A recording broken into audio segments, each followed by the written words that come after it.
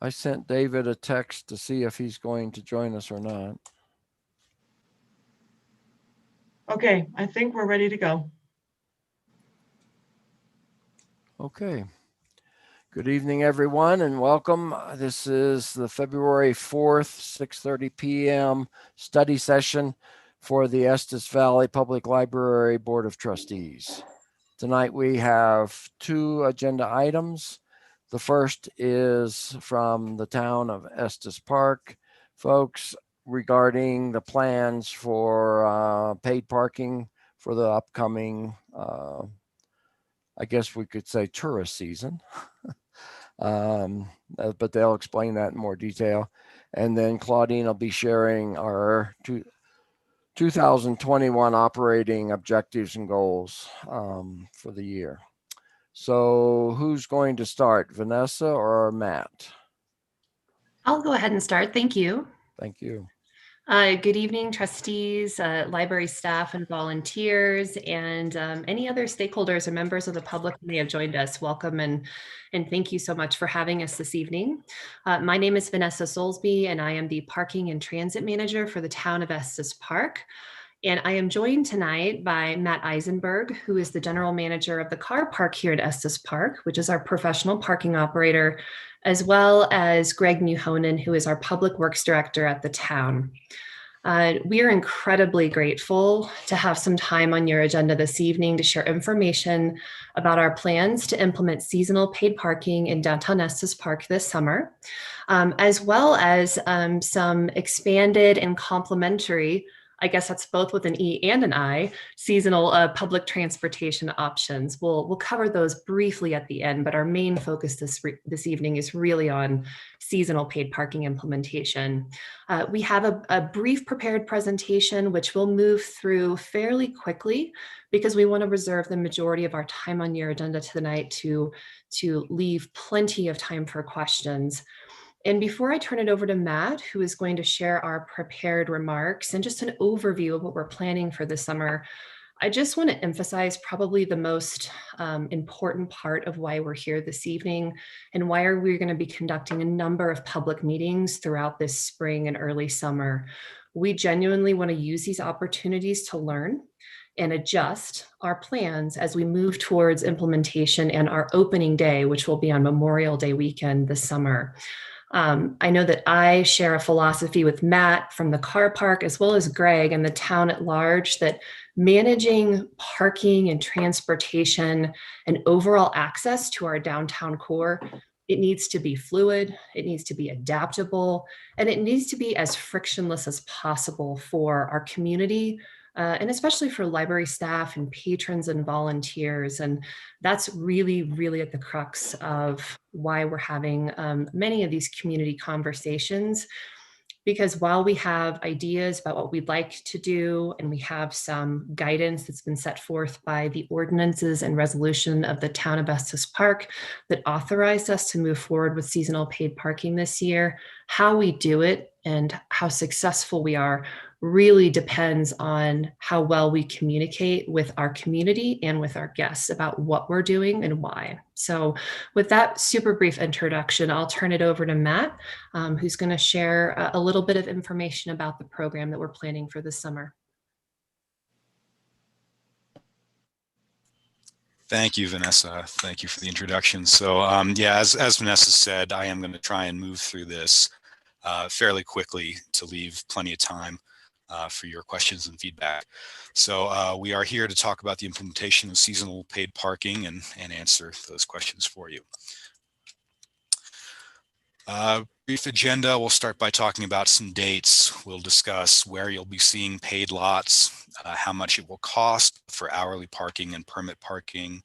We'll talk about our accommodations for persons with disabilities, and we'll try to answer that big question about why now and what is the point of all this. So to begin, we are talking about the 2021 visitor season. We are defining that as beginning on Friday, May 28th. That's the Friday before Memorial Day weekend. And that will go all the way through Sunday, October 17th. If I did my math right, that is about 143 days total. Paid parking will be enforced 7 days per week from 10 a.m. to 6 p.m. daily. And it's important to note that payment is not required before 10 a.m. So for people coming downtown to go to breakfast, grab a cup of coffee, that sort of thing, no payment before 10 a.m. And same for dinner and evening activities after 6 p.m., no paid parking is required. However, overnight parking is still prohibited without a permit on all public property. And let's talk about where the lots are. For the visual learners among you, myself included, I do have a map in a couple of slides. So don't be afraid, we will see all this on a map. So we're talking about 8 of the lots in the downtown core, comprising about 67% of the downtown spaces, which is only about 30% of the total town-owned parking supply.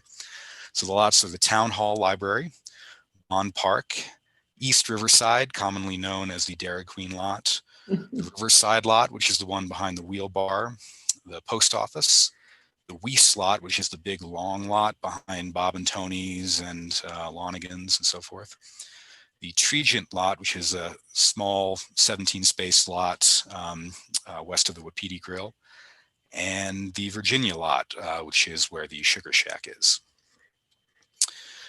Important to note that we will be offering free time-limited spaces in several locations, most notably at Town Hall, the library, and the post office.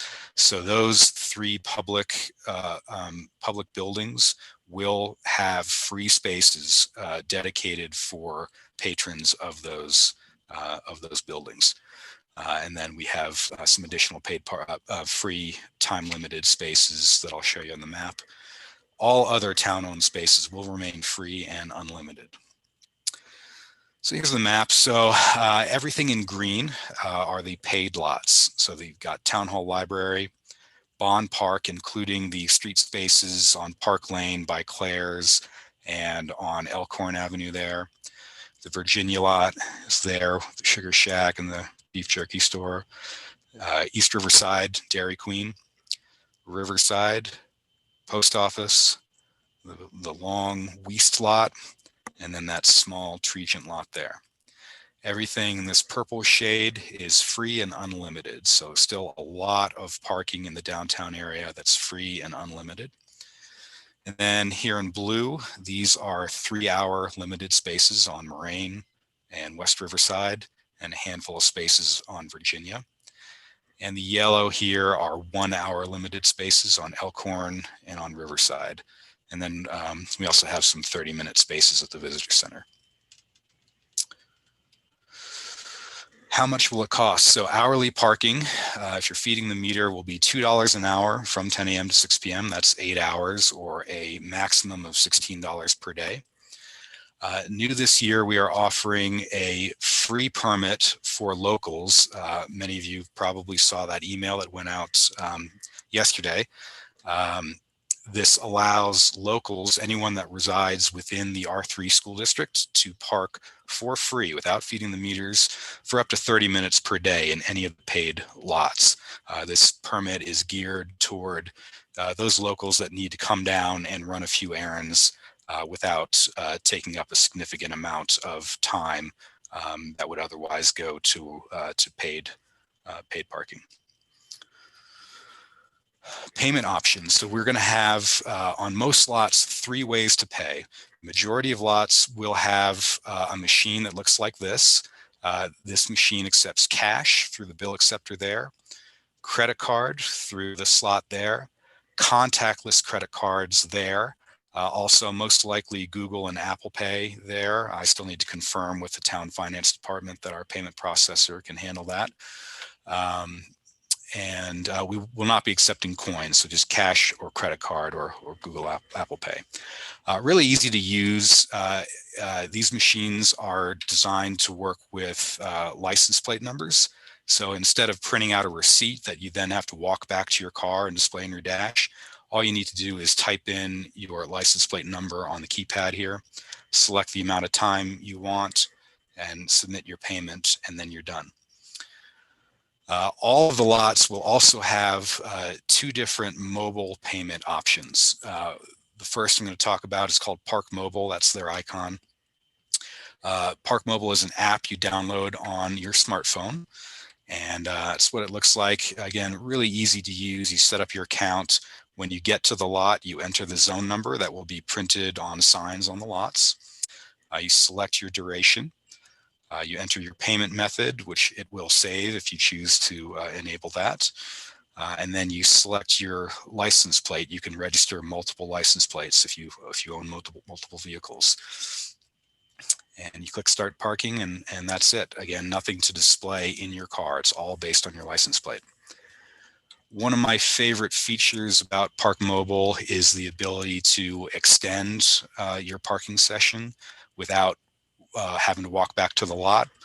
So if you are in a restaurant and you're waiting for the check to come and your time is about to expire, you'll get a notification on your phone so you don't forget, and you'll be able to extend right from the restaurant. Another option we have is called Text to Park. This is for those folks that do not wish to download an app onto their phone. Again, very easy to use. You just text a number to, you text a code to a phone number. All that will be posted on the signage. And then they send back a link, and then you open up your browser and it takes you right there. And then from that point on, it looks and functions almost exactly like Park Mobile. Again, you can extend from your phone and all that. It's very, very easy to use, all designed to be very user-friendly and modern. Another thing to note is Park Mobile is widely utilized throughout the area. It's used in Denver and Boulder, many places in Colorado, and throughout the country and internationally. Talk quickly about permits. We have multiple permit offerings. We've got a residential overnight permit. This is for people that own property within the downtown core, but don't have access to adequate off-street parking. We have a rental overnight permit, which is geared toward people that own a rental unit like an Airbnb or VRBO, something like that. And again, they don't have enough off-street parking for their tenants. A really important one is the employee convenience permit, which we piloted last year for the first time, and it was a big success. This allows employees that work or own a business downtown to park in any paid space without having to feed the meter, and very reasonably priced compared to $16 a day.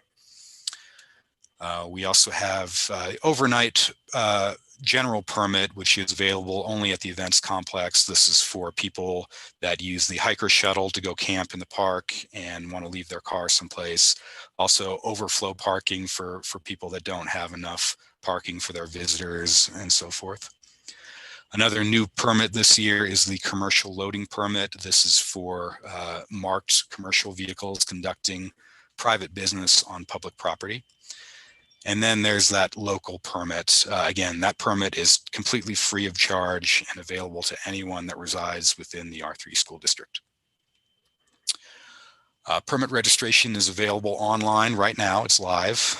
You can do that through the town's website. It links to the car park's website. The local permit holders, they will receive a static sticker to put on their windshield. Rental permit holders get a printable permit via email. All other permits are digitally tied to license plates, which is pretty convenient. It's really easy to update vehicle information, and you can also share permits digitally across multiple vehicles. Talk quickly about parking for those with disabilities. This is a topic that's really important to me personally and to the town. We recognize the shortage of ADA spaces and the need for ADA parking. And so with that under consideration, we have decided to codify a previously informal courtesy that allowed people displaying ADA credentials to worry about the posted time limits. We're now extending that to paid parking.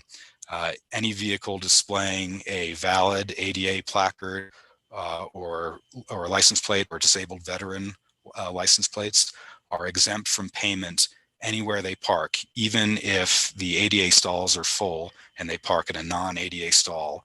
If they're displaying those credentials, they will not have to pay. Of course, they still have to park within the lines. Vehicles not displaying valid credentials are subject to this actually, I meant to change this. This is going to be a $175 fine. Again, we're upping that fine amount to make it very clear how seriously we take ADA. All right, the big question. We're still in the middle of a global pandemic, and lots of people are very concerned about how this is going to affect them. So just to address that quickly, seasonal paid parking was initially scheduled for implementation in 2020. I'm sure all of you know the rollout was postponed at the outset of the coronavirus pandemic. That decision was made because no one knew what was going to happen to the local economy. So we pulled the plug at that point, and we decided to spend the summer collecting huge amounts of data. And what we discovered was the 8 busiest downtown lots maintained or exceeded occupancy levels as compared to 2019. So despite the economic hardships and uncertainties, the town was just as busy and faced just as many traffic and parking issues as in any other year. And it's important to note that even when parking is free, there is still a cost and a value to those spaces. And as Vanessa alluded to, we are working to remain extremely flexible, and we do have contingency plans. If the bottom falls out again, we have a plan for that. So the implementation of paid parking is the catalyst for a number of really good things. When parking is free, people have a tendency to leave their vehicle in one spot for long periods of time and all day. But if it costs, say, $6 to park for 3 hours, people might be a little bit more motivated to move after an hour or two. So that's turnover. Turnover results in more open parking spaces in a lot at any given time. And that means less circling the lots and the streets hunting for a space. That leads to fewer cars clogging up the streets, which has an environmental benefit as well. Turnover allows more people to find parking near the businesses they want to visit. So if I'm visiting Estes Park and I've heard great things about the beef jerky place, and I pull into the Virginia lot and every space is occupied, maybe I think, I don't really need beef jerky, and I go someplace else. With paid parking, we expect to see some empty stalls. So now I can pull in and I pay $2. I buy some beef jerky and I think, I still got 45 minutes on my time. Why don't I go check out Sugar Shack? So what we see everywhere that paid parking gets implemented is an increase in sales tax revenue, and that tends to happen almost immediately. Speaking of revenue, the revenue generated from parking meters and enforcement is going right back into the Parking and Transit Fund, specifically to pay for constant improvements to our parking system and our public transit, including the free shuttle system. Speaking of transit, Vanessa has been working really, really hard to expand shuttle service, and I'll let you talk about this slide if you'd like, Vanessa. Yes, and this is our final slide, just being mindful of the time and your generosity to let us go a little bit over. What you'll see on this slide, which I know we shared with Claudine, so don't think that you need to read it line for line, but our goal is to extend our transit offering this summer. In the past, we've typically started, late June, July, gone through Labor Day or Scott Fest. This year, we're hoping to start more in line with the Hiker Shuttle Memorial Day weekend and offer weekend-only service as we get busier into that peak 4th of July holiday weekend, which will transition to daily service, again, through Scott Fest. And then instead of ending our service, we'll transition back to weekend-only service to hopefully pick up some of the special events that we all hope will return, our beloved fall special events through mid-October. So that's really our plan, is to provide expanded complimentary transit service. And with the addition of that, we have our downtown trolley, and we have routes that serve Fall River Road and Big Thompson and Highway 7 and out towards the YMCA. But we're also going to be offering an express service that connects our two largest parking areas, the parking structure and the events complex with Bond Park, and just running as a continuous loop on the weekend to provide extra access and connectivity for folks that might be overflowing to those parking areas. And the final thing I'll say is that we introduced route deviation last year, and we'll continue doing that this year. And that allows folks that may need a little extra help to give us a call. If they're within 3/4 of a mile of one of our existing transit stops, we will get them as close door-to-door service as we possibly can. That information is on our website, and we'll be promoting it again this spring, as well as we hope that we will see the return of something that was piloted in 2019, the Bustang to Estes, which will provide weekend service from Denver Union Station to Boulder, to the town of Lyons, to Estes. And there will be 2 buses coming up per day and going down on both Saturday and Sunday. And instead of a 6-week pilot like we saw in 2019, the state of Colorado is hoping to start on Memorial Day weekend and serve every weekend through Elk Fest. So a much longer service window, and that's going to remain if everything comes to fruition. And again, like Matt says, something extraordinary doesn't happen, will be a $10 round trip with kiddos under 10, I believe, riding for free. So it's a terrific deal that provides that connectivity to our region from the metro area. So with that quick glimpse into transit, and we will be hopefully in the next couple of weeks posting our final schedule on the town's website. We will pause and open it up to questions, and just thank you all so much for allowing us use of your board meeting tonight to share with all of you, and we look forward to hearing from you.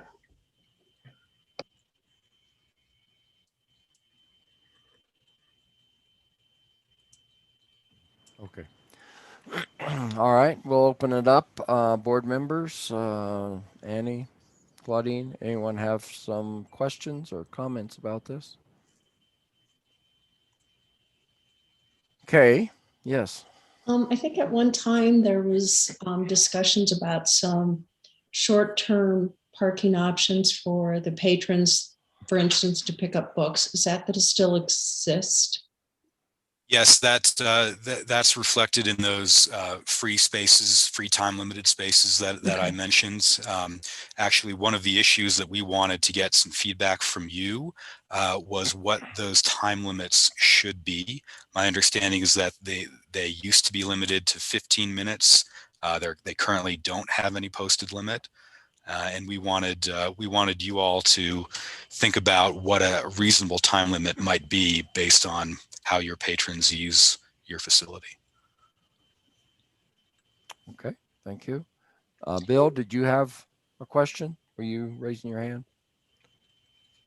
Yeah, I had Actually, two. What? Yeah, okay. Sorry.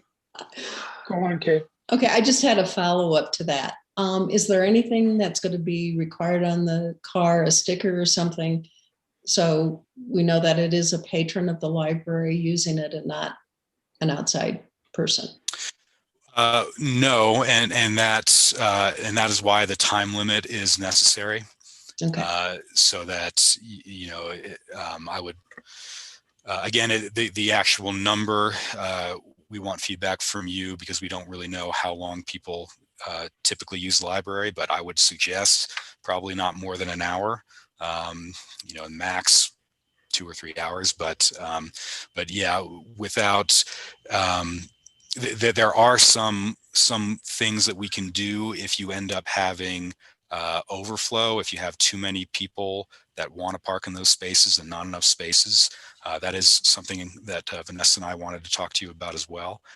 But right now, the plan is just to use time limits to monitor those stalls. Yeah, and I'll just follow up and say, Kay and Claudine, if you hear from your library stakeholders that they feel like those spaces are not being used for their intended purpose, we can absolutely come up with a very quick solution to help remedy that. And I know that's been a question and a challenge in the past, and we're going to be monitoring those spaces very quickly. But we also know that our best monitors for those spaces are your patrons and your staff, because they're there every day.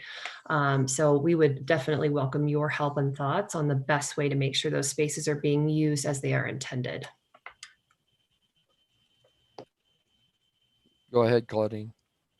I just wanted to reiterate what Vanessa just said, which is before Vanessa was involved and before there was a parking plan, it is true that those spaces were abused because there weren't enough paid people to enforce who was there, no matter who we called. And there, I'm grateful to the town that now there is someone, and Kay, for what it's worth, last year and the year before, I think, but Vanessa, you can keep me honest, we were able to say we have a problem, and I don't know how you did it, but it seemed like somebody would show up pretty immediately and mark that car for ticketing. So my experience thus far has been one of a highly responsive system, even though we were just in a trial period. Okay, thank you. Bill, you had something. Go ahead. Yeah, I just wanted to thank Vanessa and Matt. That was a very professional, comprehensive, and slick, and I mean slick in a positive sense, presentation. So a lot of info in a short time. I assume that library staff will be eligible for the employer-employee permit. That's right, yes. My other question is, there's obviously implementation costs for the meters and that kind of thing. How long will it take, do you think, for that cost to be recovered during, from paid parking? That's a very good question. Our projections show us paying, not only paying off the capital expenditure costs, but making a significant profit in the first year. This summer, we expect to repay the general fund for the investment that they made in the program previously, and have additional funds left over to reinvest back in the program. Yeah, and I will say that those projections are based on 3 years of intense data collection. And then we basically took our average that we're seeing across the parking areas.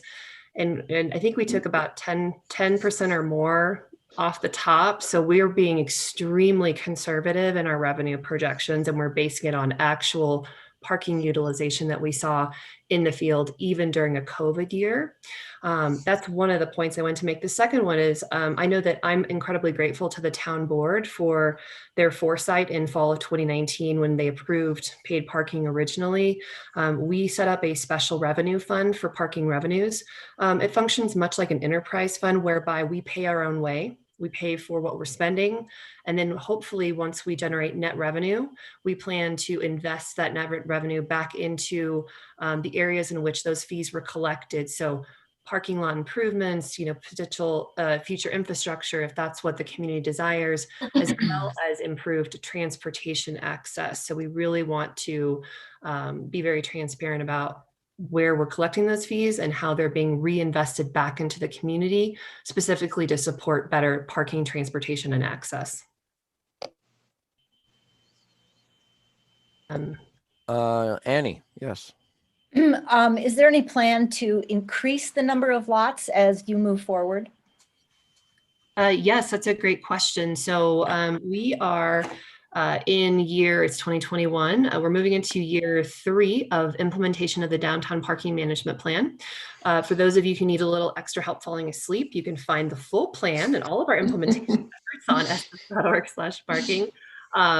But that plan, which was originally visioned by the Transportation Advisory Board, was completed in 2018. And what it did was it laid out an incremental approach to parking management. So going from a completely open and unmanaged system, no time limits, very limited permits, what we found through conversations with stakeholders and through a lot of data collection and industry best practice research was that we wanted to take a slow and incremental approach. So we moved from unmanaged parking to expanded permits and time limited parking in 2018. We collected a ton of data. In 2019, we introduced information online and via mobile app to help people find parking. So again, increasing that communication about parking. Also collecting additional data, expanding our permit offerings, and again, kind of tweaking what we were doing without moving to paid parking.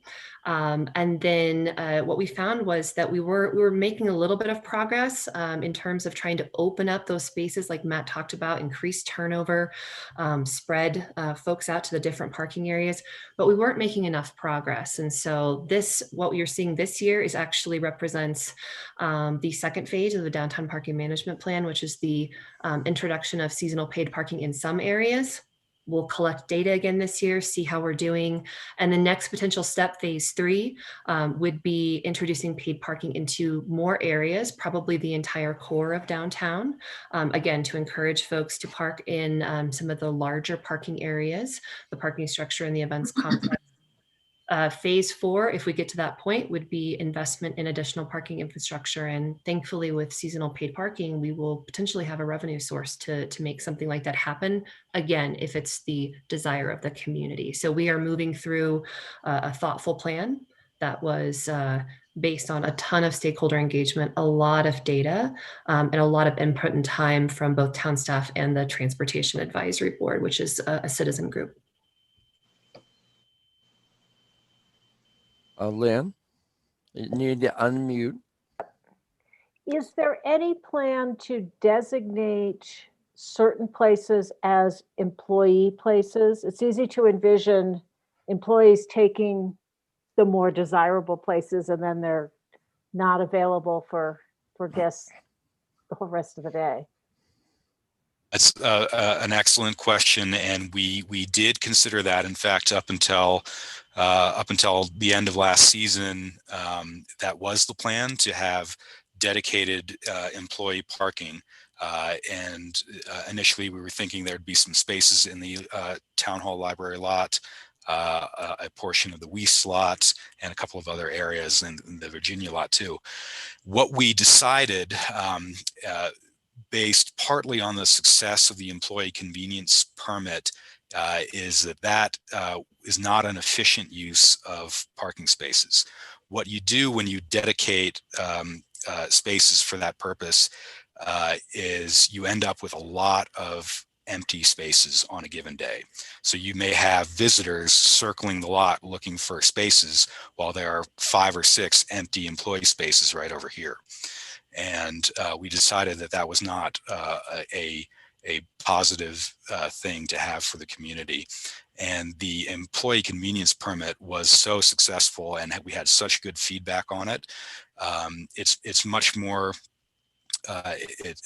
convenience for employees to be able to park close to their place of business rather than in a dedicated lot and then having to walk. So yes, there is that concern of too many employees taking up the most desirable spots. But in my experience from last season, there were still plenty of spaces for visitors. We sold 33 employee permits last season. I expect that number to be much higher this year with paid parking, but I still believe there will be plenty of desirable places for other parkers. And I'll also jump in and say we are planning this year to collect data on those parkers and to see how that matches up with some of the data we collected back in 2019. We did a 6-week kind of intensive snapshot. It's actually quite fascinating if you're a bit of a nerd like Matt and I are, so we could see where the license plates were staying and moving throughout downtown. And we collected some of that data just to see how many people are we seeing kind of move around downtown throughout the day, and then how many people are we seeing kind of regularly show up day after day after day. So we were seeing, the same kind of 70 to 200 folks around most of the time, but not parking all day. What I think I'm fascinated by is we see, and this was absolutely true based on the number, I think it was in the thousands of license plates that we saw moving around to different lots, folks move around a lot during the day too. So they're not staying in one spot, but we're going to continue to collect data and make adjustments to those employee permits as needed, because employee parking is one of the biggest challenges that the downtown core usually faces, because when you dive in, usually you see about 25 to 30% of spaces being occupied by downtown employees or workers, which are a vital part of our economy. So we want to make sure they're welcome and they have easy access to work, while at the same time balance the need for the guests to come to patronize those businesses. So, our best approach has been to collect data and see what's happening in the field, and then make adjustments as needed. Claudine? Vanessa's heard me ask this, and probably Greg as well. I just wanted to say it's redundant that it's a nerdy library board. It's the same thing, Vanessa. They're very interested in your data. I wanted to say my faith in your process is great, and I'm just so grateful that the issue of parking is being addressed. And I love, Vanessa, that you always bring in transit as the necessary next step in this process. And I just wanted to ask, for the benefit of the staff who will be watching, we of course would love to incentivize parking in the parking lot, or incentivize alternative modes of transportation like safe bicycle paths. And I realize, you're going to have this, it's going to take time to do the work you're doing, and it's going to take time to do transit well. I wonder if you have a timeline for incentivizing health and wellness and walking and biking, if that's too groovy for government parking transit planning. I don't think so. So I have a two-part answer, and then I think Greg's kind of chomping at the bit to jump in here too. But one of the things that we talked about a little bit last year, and I'm hoping that Matt and I can pull off this year, is incentivizing folks to park in the parking structure. We have a mechanism to do that. If folks want to opt in and share their license plate information with us, we can, every time you drive in, we can scan your plate. And again, we don't look at and have no ability to connect your license plate to you, Claudine. We don't do that. We call our friends at the police department if we need to ask someone to move their vehicle. But we're looking at ways that we can incentivize folks. It's almost like a raffle ticket. Every time you go in there and park in there, you'd be entered to win a prize. So we're looking at incentivizing. But I also know that our Transportation Advisory Board is really, really focused this year on finding ways to not only improve our seasonal transit here locally, to increase the year-round transit options. We're doing a winter pilot for the first time this year, and we're running our trolley every Wednesday, just trying to build up that year-round transportation offering. But safe streets and safe trails is actually something the TAB is diving into right now, including safe routes to school. So all of these pieces, there's a lot of work that needs to be done, but they're all under the purview of TAB. And I'm really excited, especially to have Matt here, because now I can turn my laser focus of excitement onto transit and access. So I'm really excited to be able to dig into that a little bit more. But I didn't know, Greg, if you wanted to chime in, since you've been involved with TAB, and Annie, I know you could also chime in too. You did a good job answering that question, Vanessa. I'll add just a couple elements. Bicycle and walking infrastructure can be very expensive, and we're incredibly thankful for the sales tax initiative that was passed in 2014. Fortunately or unfortunately, depending on your point of view, that sunsets in 2024. And so we're starting a planning process now. Of course, Public Works is very excited to demonstrate and remind the public the good things that we've done with that trail expansion money. And I could give you a list of projects, but suffice it to say, our vision extends well beyond 2024, and it can only be implemented if we have continued financing to build more trails and bike lanes and those sorts of things. Meanwhile, the Transportation Advisory Board has assembled a task force, and they are just beginning a process of going through. Their goal is to evaluate all of our bicycle and pedestrian ways in Estes Park. And while we have a master trails plan, we're finding there are gaps and omissions in that plan. We need to come back and do an update. And Transportation Advisory Board is very interested in having a more refined strategy for expanding our bike and ped network in the Estes Valley. So we're working on it, and we're going to need help from passionate citizens to help us get support for extending that funding beyond 2014. There's 2024, excuse me. Thank you very much. I think it's probably time to draw this to a close. I presume folks can still ask questions on the web page, town web page. Yes, our contact information is on the town webpage, estes.org/parking.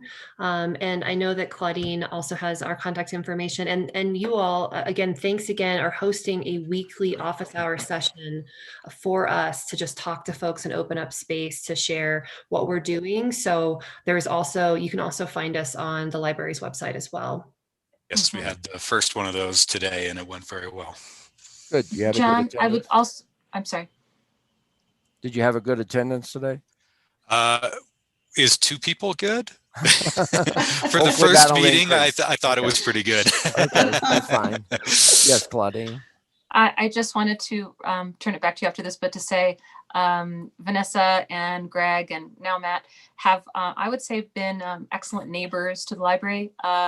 They, for 2 summers, we gathered informal comments from the public and on a monthly basis turned them over to Vanessa so that she could independently respond to those.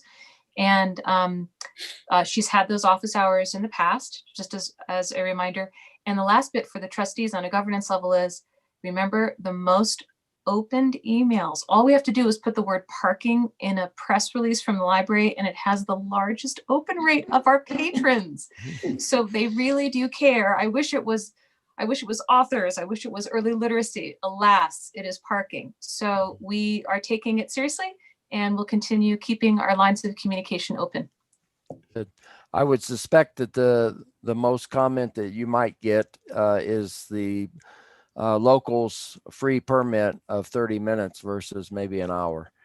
And I'll leave the time limit or the time period for the library slots to staff, to Claudine and her staff to respond to you.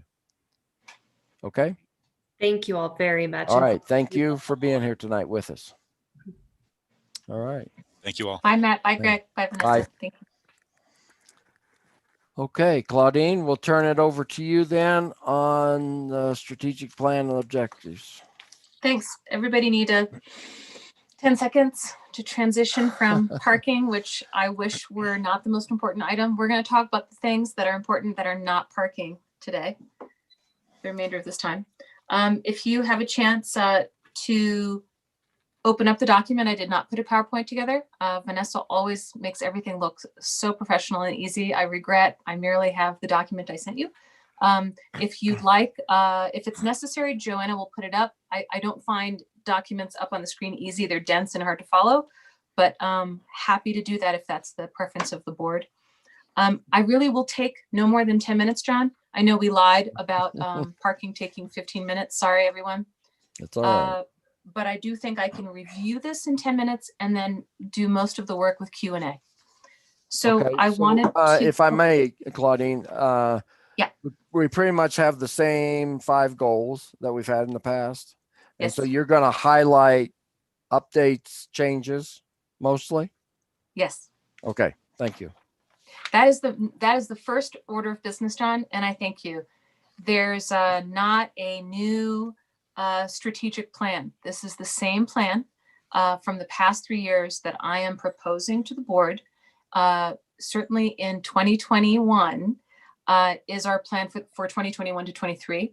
It is largely based on that I believe the goals remain highly valid. I also think that under COVID, I would prefer more robust public feedback before we made any significant changes. And third, you'll notice if you had a chance on page 2, which I'm going to spend a bit of time on, some of the hurdles we have to overcome this year in order to do more, which is what led me to, John, my recommendation to the board is we carry on with the existing goals. Okay. So obviously page 1 is really focused on shameless achievements so that you can see what we did do well in the past plan, and to further my argument that the same goals are useful to the library. So unless there's any questions about that, I'm going to move on, and we can save all the questions to the end unless I see your hand up. Okay. I wanted to bring up something important that Pete Johnson, maybe in his first week on the board, helped me to realize, is that there are 2 versions of the library's values. And I take responsibility for that. I'm not sure where that occurred, but I would like to take this opportunity to, you're not voting today, right? Today is a study session, so this would be on the agenda for your regular February meeting, but that the values are re-ratified as follows. For what it's worth, 4 out of 5 of those are, let me start over. All 5 of the values are the same as they've been, I don't even know now, 8 or 9 years, but one of them has a slight term difference. We've also been a little cheeky in our definition of them, and it is my request that we are a little bit more serious in our definitions. The example being intellectual freedom. We once said, and please forgive me, we dig it. You know, it's what we do. It's what we're here to do. And we were a little glib about it. I actually think intellectual freedom might be struggling right now in library science in the world. And I would like to go back to where we started, probably with Bob Dickinson in maybe 2006, which is that was the original definition, offering unrestricted access to the world of ideas. So we will talk more about this when we come back, but just letting you know, they're the same 5 values. The terminology has changed. This is not just Claudine. This is the tactical team's input. Okay. Moving on to the next page, which is the 2021 operating objectives. So the real point of this study session, in my view, is to really think about the work plan for 2021. And when I think about the work plan, we have our goals, right? We have our values, our strategic goals, and our organizational values. But there are some unusual circumstances that I think I wanted to capture within it. So forgive me as I read through it, but obviously our paramount job right now are COVID safety practices. Everything we do filters through a COVID, screen to make sure that we're keeping our patrons and our staff safe. So that changes everything. The second is, notice it has a little asterisk, is rebuilding our workforce and compensating staff at market levels. You'll note, which I want to read out to you for maximum theatrical effect, the note that's associated with that bullet point, which is, well, what do I mean by rebuilding our workforce? Well, just as a reminder, we're going to fill, and we're in the process now of filling 2 part-time desk assistants vacancies, 2 of our 3 supervisor vacancies, 1 full-time program librarian vacancy, and surprise, succession planning for our marketing communication specialist and our 3rd of 3 supervisors, both of whom retire by January of 2022. In my humble opinion, the biggest work is maintaining our culture, maintaining our values, hiring well, and keeping the organization operate in motion to prepare for 2022. Okay, then I can go into the actual objectives. And John, I think I'd like to stop there because that was a lot of information, and then we can go to the more traditional goals and objectives, if you please. All right, we'll open it up if anyone has any questions or comments at this point. I do. Can you hear me? Yep. Just Claudine, just out of curiosity, what is your hiring process in terms of who's involved? And I mean, is it all you, or do you involve the other members, background checks, whatever? Just curious. That's great. I talked to a colleague of mine last week who we share similar practices, and I think much of public librarianship, we all are members of Employers Council. We all get the same legal advice and HR, consulting. But he said, "Oh, that job's an appointment for me," because it was so exceptional to have a hire that was not part of a robust process. So that's a long way of saying, Pete, if somebody works for me directly, they are my hire, and I make the ultimate decision. But I make that decision by working with whoever that person's employee, peer, and supervisor is on the interview team. We use behavioral questions. We generally tour the library. We do reference checks, and everyone has to pass a Colorado Bureau of Investigations criminal background check. So we use what I would consider are pretty standard and pretty wise practices. But again, the committee's not making a decision if it's my hire. When it comes to, say, Peggy's hiring someone and then the new program supervisor's hiring someone, I'm only involved in that at the administrative level. They get to choose their employee. But it's the same process, a team-based approach. Yeah. Does that answer your question? Yeah, it did. The reason where I was kind of going with that is, do they get any kind of training so they don't ask illegal questions? Because behavioral can be kind of tricky. You can get off on a tangent pretty quick. And I just wondered if you've had any issues with illegal questions or inappropriate questions or complaints. Well, I feel like by now either- you've jinxed us, but the answer is no. It's a great question, Pete. And Employers Council, so Lynn and Pete, Employers Council is a nonprofit company. They operate in the West. They used to be Mountain States Employers Council, but they're just EC now. And we have an attorney there. We have an HR consultant there. There's a large network. And we use their behavioral questions. Like, they sign off on our handbook because it's really a legal document.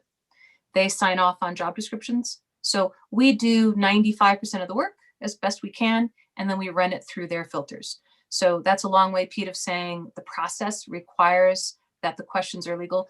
The team does go through an informal training with me, but you can't ask a question that isn't legal because they're all vetted questions. Okay. Yeah. Perfect. I mean, I can't tell you what's going to happen, but that's how we operate. It sounds like you got your bases covered. So We try, but keep on asking. Thank you, Pete. Very good. Thank you. Anyone else have any questions about the high level that Claudine started with? Would anyone like to say how wonderful our accomplishments are, Bill? That's usually where you chime in, but I'm open to anything, because the staff, of course, did accomplish a number of really terrific outcomes. That was shameless fishing. You don't have to answer. No, maybe I do have a question though. Okay. Could you just really briefly describe the process to create this strategic plan? Just very briefly. Yes, I'm gonna be silly and serious at the same time. I feel like I tortured the staff through this process. Let me just be frank. We met mostly in teams, and then I did meet individually with those folks who are without a supervisor to say same goals, right? Same goals. What is challenging but doable this year that achieves the outcomes we're trying to do?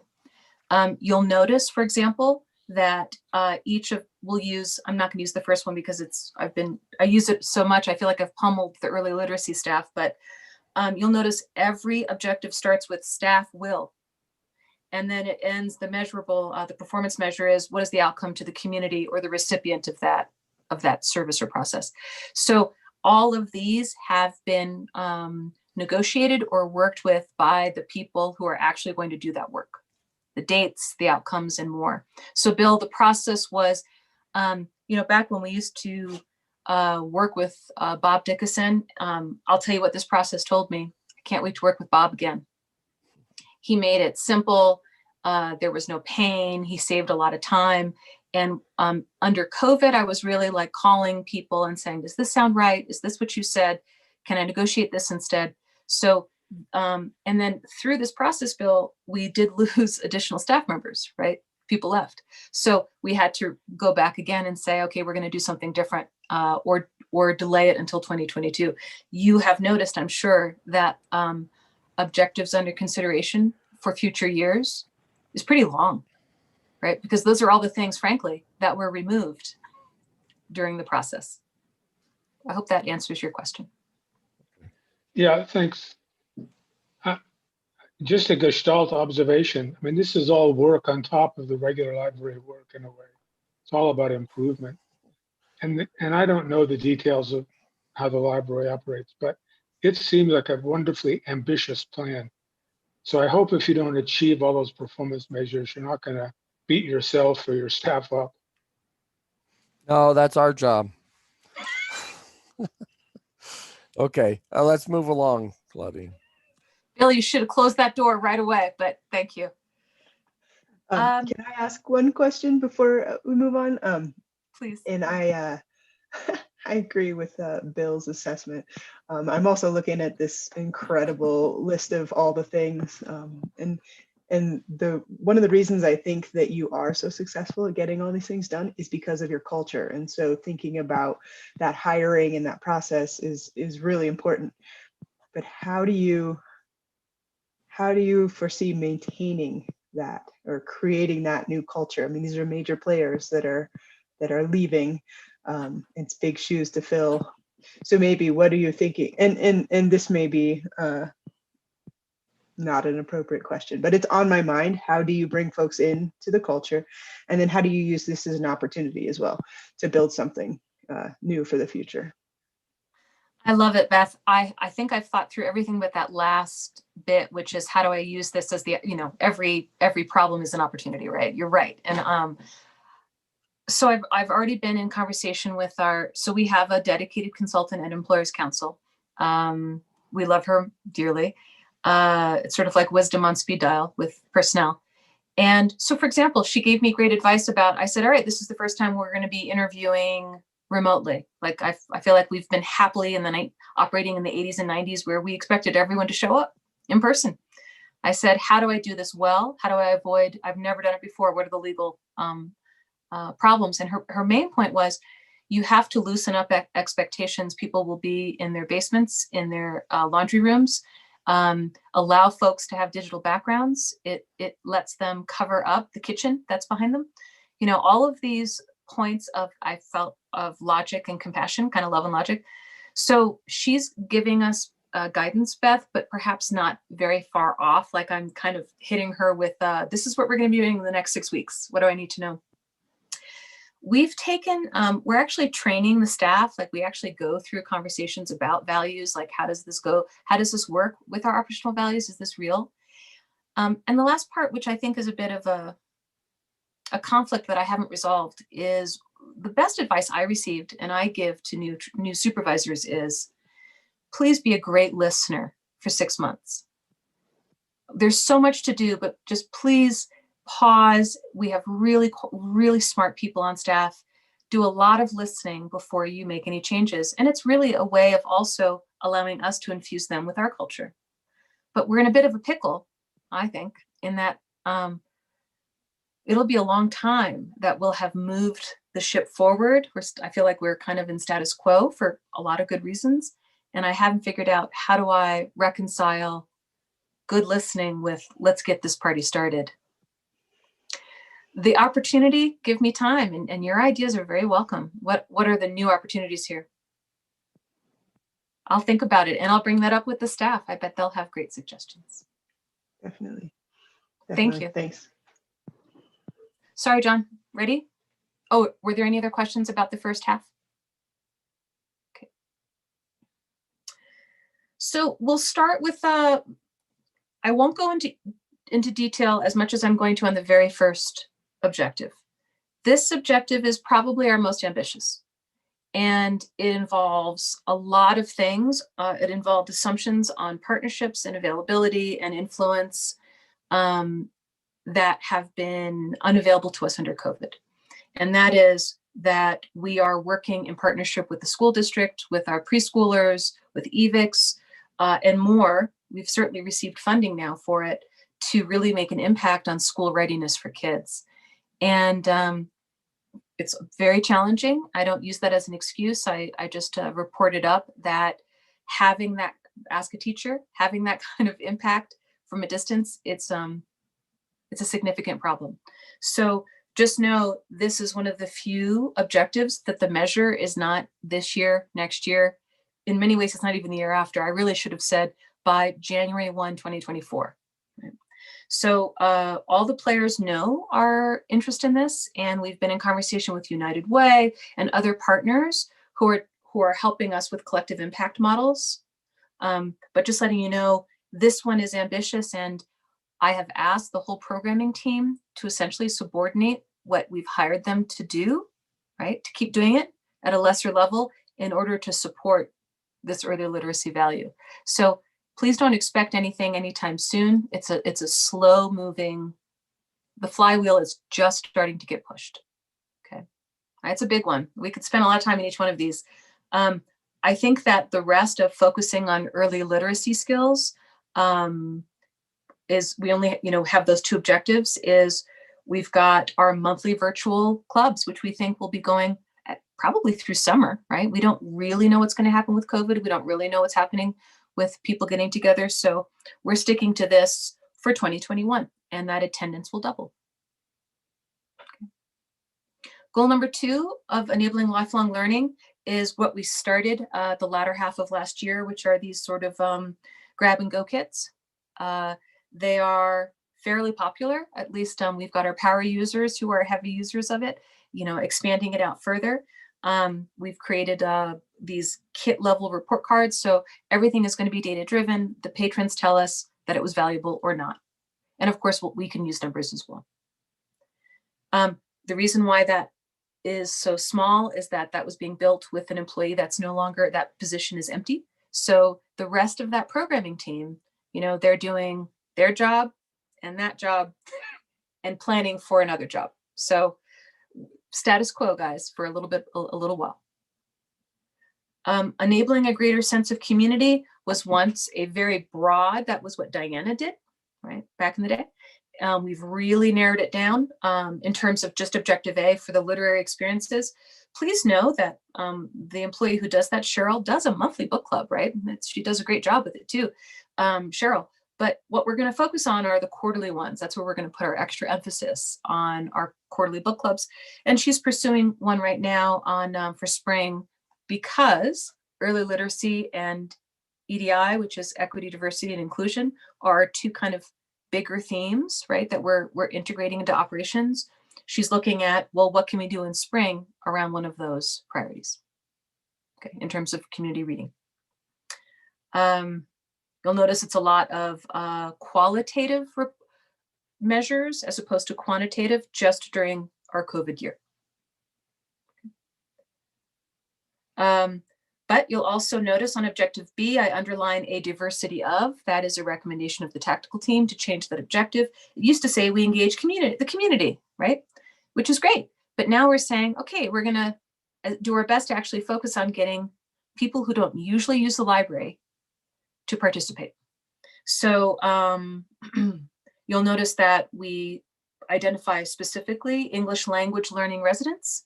And then the performance measure is, well, two things. We'll have English language learning folks attending more than they ever have, but also just focusing on defining and then focusing all underserved populations. And that's a lot of different people. It's not just ELL.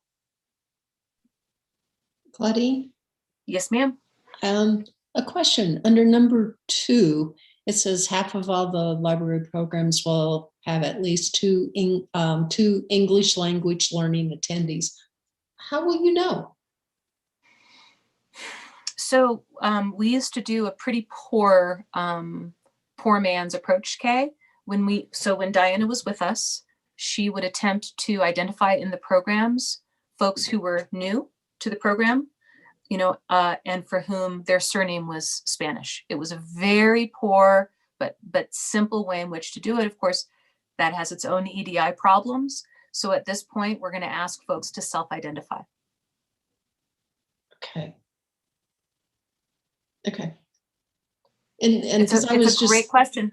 Yeah, no, because like I attend Daryl's class, and there were, it's hard to tell now with Zoom, but when it was face to face, there were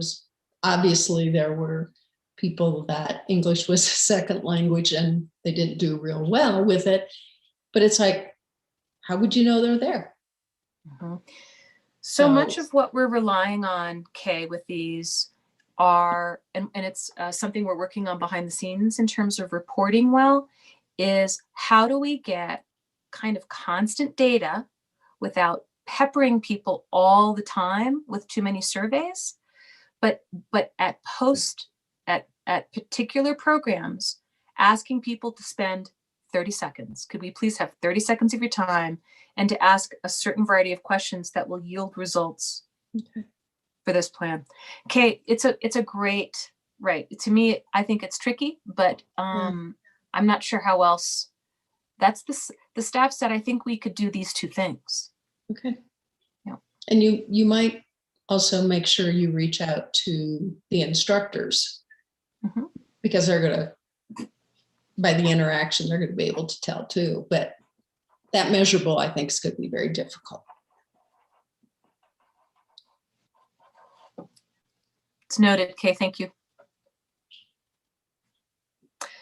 We have some work to do as well from other libraries. I mean, this is one of my favorite things is it's a pretty tight network and other people have done, we do things, we've been more successful in some ways, or we've been earlier in trying things. So it is true among the other there's about 90 public library systems in Colorado. And we have more work to do to say, how did you know you succeeded? So that's work that we will be doing. I'm going to move on to goal 4.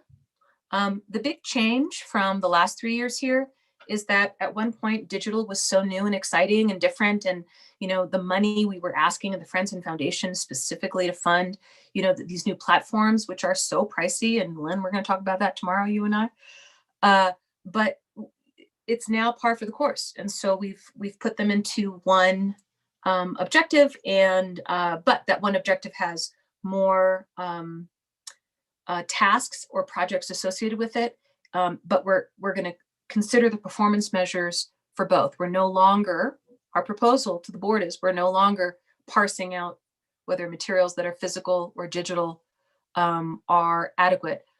As you might have seen in our PR, thanks to our digital, we now have literally, okay, just so the public will know, like 997,000. You'll indulge me a few thousand extra, but 1 million items, right? Like, so our argument is we are going to continue to be better book pushers, providers, make it easy for people to connect. There are so many resources available. I am contributed to KUNC, and over Christmas, KUNC sent, I don't know if you guys are, they sent one of the most sophisticated book recommendation links just as a courtesy to me as a patron. And I immediately sent that to this team and said, okay, I don't know how expensive this was or how hard it was to do, but this is worth emulating. So it's an example of using best practices from, and I would consider what I just explained as a digital recommendation engine. How do we save people time? How do we make it valuable? So anyway, some of these are this year that we just launched at the beginning of last year, the Just For You. If you tell us what you like, we'll keep matching that for you. But so that we wanted to be honest about the number, it's pretty modest, right? We have 22 patrons who used it. Can we get to 50? Can we eventually make it so that we can barely keep up with it? That's the goal. Anyway, I think that objective A is pretty clear cut. And objective B is really about getting the staff so that they are skilled enough to do that kind of promotional hand selling, right? Right now, just keeping up. I mean, what is our staff doing besides really helping people on computers? They're sanitizing the building. I mean, we've got to turning them away from the tasks of day-to-day COVID and onto this is what we hope to accomplish by the end of 2021. But again, you see, we do, survey says, patrons tell us that we hit it or we didn't. Can I ask a question? Yes, sir. Under objective A, the second performance measure, increased checkout 15% of materials. Maybe I'm wrong, but I thought there's been a pattern of declining checking out for at least the last 5 years. And so 15% increase by the end of 2021 seems like a really ambitious goal. Whereas, anyway, that's all. Just no, Bill, I think I appreciate it. Number one, you're right, and Peggy Moore would agree with you.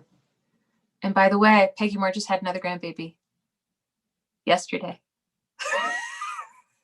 But Peggy Moore would agree with you, Bill. And you'll notice there's a little bit of a shell game here, and I'll be transparent with the world, is we saw a 19% increase in digital circulation. And we're cheating a little because we saw like a 30% drop in physical material circulation during COVID. So we're saying we're banking on things maintaining at least with digital, if not getting better, and physical having some improvement from this new baseline. Do you mind my trickery? Okay. It's a great question, and I'm happy to pull it out to explain why we think we can do 15.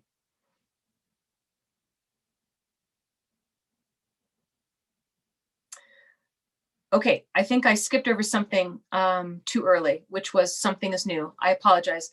Goal 4, objective B is new, and I neglected to point that out because remember A was physical and B was digital, and we squashed those together. So the new B is being successful in a patron saying, yes, I found what I was looking for, whether it was online or in person. So I just wanted to say I might want to expand on this a little bit more in the future, but the reason we added this in is even the staff right now, like how does the courier work between Eagle Rock and the public library? How long does it take to get a book from the school? And my answer right now is, I don't know. We have to get these FAQs answered. We have to get the staff trained and competent in it, so that there's no, you've heard that old expression, there's no wrong door, right? You ask a question and no matter who you ask or how you ask it, you're satisfied. So sorry that I got excited and I jumped over that one. Goal number 5 is conducting development programs. Annie, you might notice that the words Friends and Foundation are not present in that. We conduct development programs for staff, trustees, and volunteers. When you're interested, and if your board members are interested, you would fall under the volunteer category.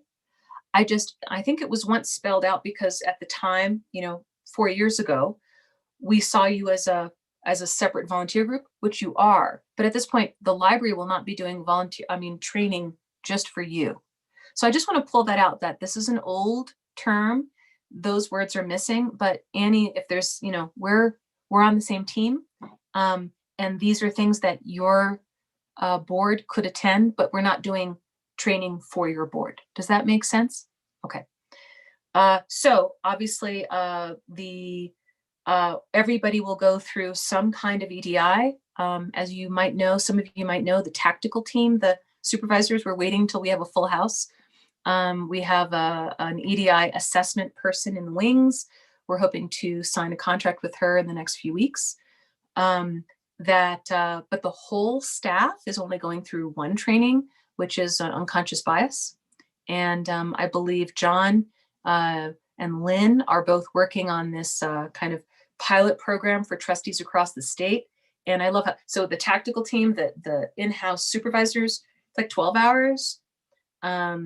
The staff will be about 3 hours with this unconscious bias training, which is more intensive for all 20 odd people. And then the board will go through, I think, a 1 hour. Lynn, is that, John, do you remember if that sounds about right?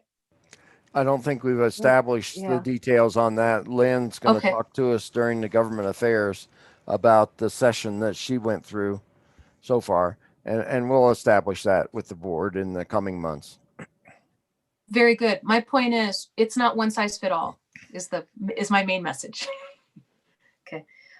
So even though, it says staff will do this, I want to let you know there's some complexity behind the scenes. We actually, thanks to kind of our super volunteer, Dave Thomas, we are scheduled this fall for Spanish for Librarians class. We did it about 10 years ago. I, again, have to be careful about being unprofessional, but I called it Spanglish for Librarians because in the end, after the training we went through 10 years ago, I think I certainly felt more comfortable. The staff leaned forward when somebody came in who didn't speak English. It doesn't mean we were brilliant communicators. It does mean that we were able to communicate and demonstrate a sense of, we're so glad you're here. Let's work on this together. And, technology's come a long way. We are using it now at the welcome desk where we've got that Google, that app where I speak in English and it speaks out Spanish. We're we're getting closer to being able to, bridge some of these divides that are just based on language, but just letting you know, we've got that lined up. Let's see. The rest I think are self-explanatory. I hope the measures are as well. As you can see, some measures take place in 2021, 2022, and 2023 right there. So if you look at what, as Bill pointed out, what extra things we're doing in 2021, it's about a third of these activities listed. Okay, just letting you know, we have some things take a longer arc, so they're mentioned now, and then we can move to objectives for future years or not, because we're at 7:47. John, whatever you'd like to do. No, I think we can save that for later in the year as we talk about forward years. Would be fine. I will open it up if there's any other comments or questions at this stage. We'll have some time at the monthly board meeting also to go back over these when you've had a chance to digest a little bit more, perhaps in the reading. Anyone? John, I'd like to make one last comment, truly, Yes. for tonight, which is I love my network, and I have really enjoyed looking at a bunch of my peers' work plans or strategic plans, and I was really fascinated. I just want to call attention to Denver Public, and I was really impressed with theirs. Theirs is completely values driven. Their strategic plan is subordinate to their values. That's where they come up with their objectives. And all the measures are based on, well, if intellectual freedom is a value, what are the projects to support that value? And how will we know that we succeeded? Most others are a bit more traditional, as I have been, where, what are the problems to solve in the community? And how will we know we got there? But I want to let you know, I think that things are in a good way. It's almost like entrepreneurial strategic planning there's a lot of ways to skin this cat. This is the way we're hoping to skin it this year. But at the bottom, you'll notice I said, we might consider in future years, values specific planning. I just thought I'd leave that with you. That's fine. I guess I see values need to run through all of the other objectives and planning that you do. To plan specifically around just the values. I thought it was radical. That's why I bring it up. Yeah. That's fine. It's certainly a discussion we can have. Well, thank you all for your time. I'm happy to answer any further questions now or later. I think Beth is unmuted. Did you want to ask a question? Yeah, I just was looking at the performance measures for the Goal 5 Objective A, and I was just wondering about what it seems like the EDI training shows up in that third performance measure, maybe. I'm just curious if there's any more specifics about what you're hoping staff to get out of it. Like I see it in there and it seems pretty vague and kind of big, and you don't have to answer that right now. It just was on my mind, what's the purpose of that? Because it could be really big. So just curious. I would say, Beth, that drilling down further details, we can certainly talk about more, and I'd be very happy to. One of the reasons why we're interested in an EDI assessment, which is what the tactical team is going to go through, sort of that bigger one, is what I'd like is tacit support from above and below that the library has work to do to serve, let alone bring in people that don't look like the middle-aged women who run the library, right? Like, who besides us are we able to think and serve people who we are not? Okay. So the assessment, for example, one of the questions is, we've posted jobs that were Spanish preferred, Spanish $1 extra if you're bilingual, right? What is it that I need to change about our messaging, our culture, our practices to attract people that will help us to serve more Spanish speakers? So the outcome for me is that the library really does serve an entire cross section of this. We are truly serving the Estes Valley, not just the people who were raised to use public libraries. And I think that requires a long arc. But the details, I'll share them as I know them. How about that, Beth? Sure. And Beth, does Eagle Rock have an EDI type emphasis and approach? Yes. And maybe you can share that with us at some point when we talk about our board training on EDI. How's that? Sounds good. Good. Would appreciate Thanks, Beth. it. Anyone else? Question on that. Yes, Pete.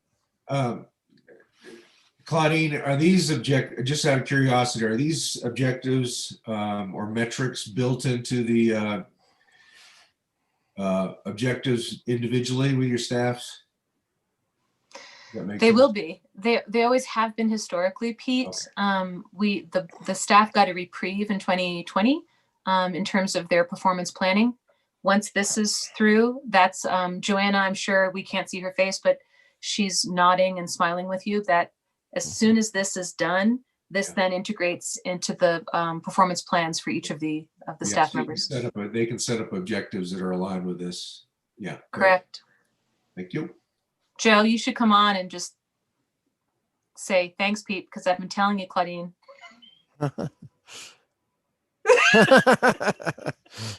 Okay.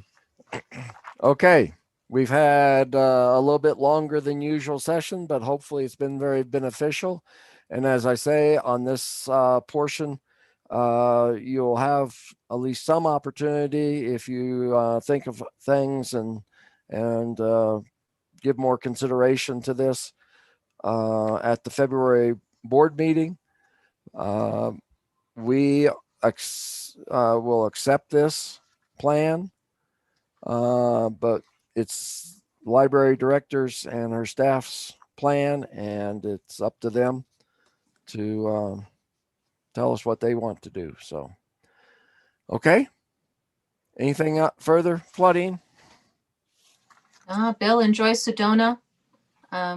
Everyone, thank you very much for your time. And I hope you didn't mind that we slipped in the parking. I thought, just so you know, that wasn't me unilateral, so that you're aware. With John and Lynn, I run it past them. Yeah. Bill, if I could ask you to hang on with Claudine and I for just a minute or two after everyone